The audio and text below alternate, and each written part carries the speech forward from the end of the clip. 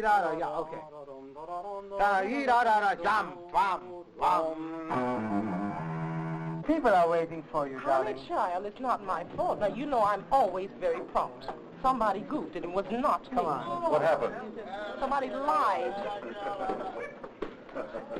Hi, sweetheart. Hi, darling. Oh, God, it's good to see you. You were so wonderful the other day. How are you? You were wonderful. God bless you. Hello, They should be proud of you, my boy. Weren't you thrilled the way they felt about you the other day? What do you think how I played for them? Playing like an angel. Oh, that's great. The last show says So right tell up me there. first of all, is there anybody on that platform? Basses? Violas are on that platform. Oh, I see. The tuba is complaining What? about the bass being behind him, and the bassist is complaining about it. Well, why? It's sounding better now. Excuse me, if the bass is behind the tuba, it's better for him. I was just telling somebody that if so many things happen in a symphony concert like happen in an opera, it would be a disastrous evening as far as you're concerned. You know. It would be a disastrous evening. There, just, nobody even seems guilty. Nobody's guilty. They don't notice it even. They don't even notice it. Oh, and the guitar? Did you hear? Fine. Yeah. Every time you heard the guitar, that was an electric guitar, but every time you heard it, he was playing in the wrong place. This is our comic interlude that we have. It's a jazz player who can't count bars. And I have an assistant conductor sitting with him throughout the opera, and he can't manage to make this man play when he's supposed to. You know, there's a great silence, you know, and the brother is just going to catch the sister's breast or something and go, ding.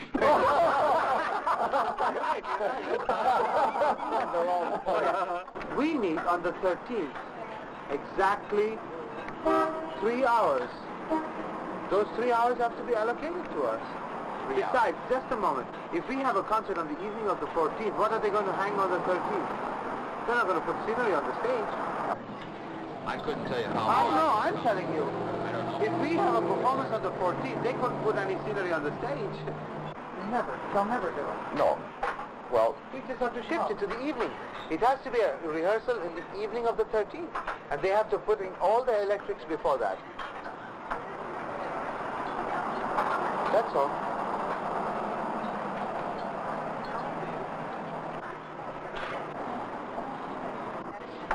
My dear, you don't know what letters we've got in London.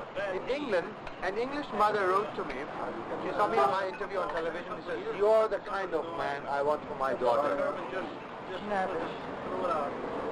says, "My daughter is up to no good, and she's gone to New York, and I feel that if she's up to no good, you might as well have her address, because if anyone, then it should be you." John, want something to drink? It's on fire. That's funny. It's terribly funny.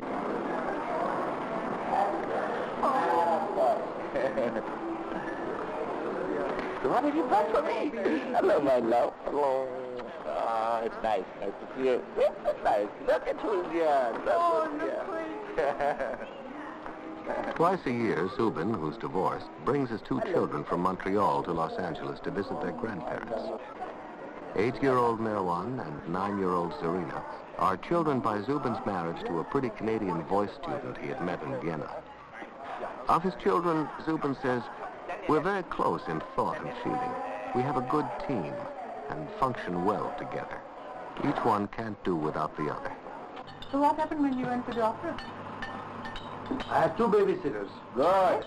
Took shift in. He didn't know this. No, 3 babysitters. 3 babysitters. Yes, I know. For you, very special.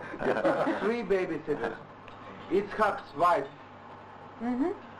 And she said that you bossed her around all evening. That you said you wanted all the windows closed, that you didn't want any of the curtains open. Is that true?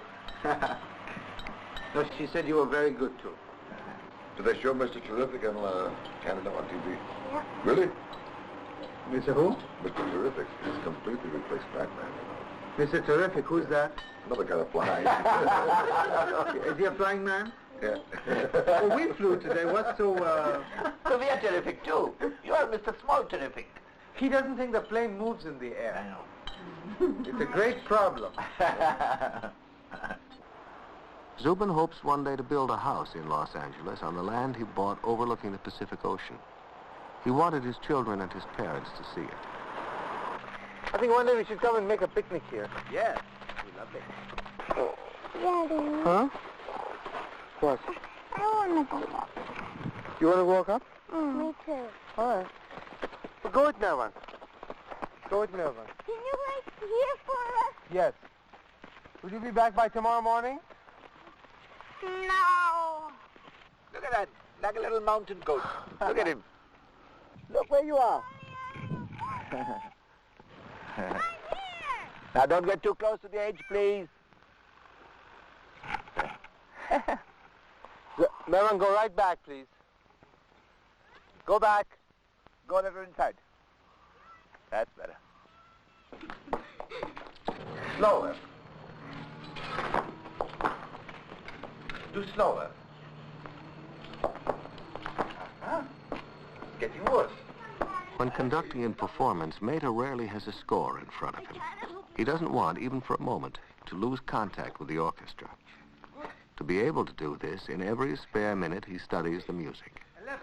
I break a score down, he says, and when I put it back together, it's memorized. 7:30 on the evening of a concert. In 1 hour, according to the program schedule, the Los Angeles Philharmonic, under the baton of conductor Zubin Mehta, will perform.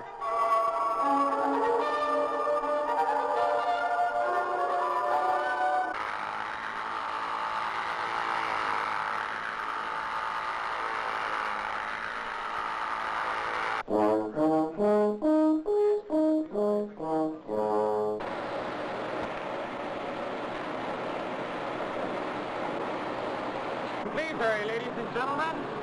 No seating for the overture if you miss the curtain.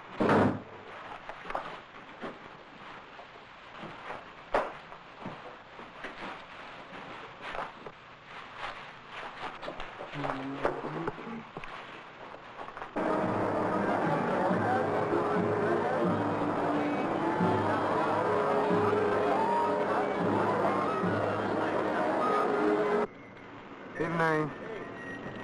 Right over.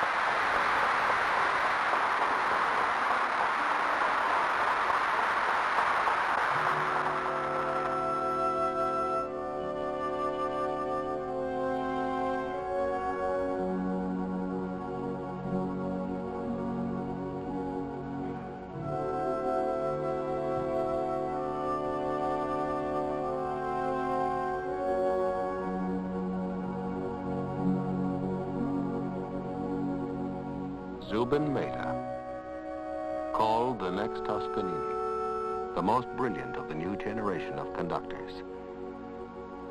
He says of his art, half our trade is in our eyes.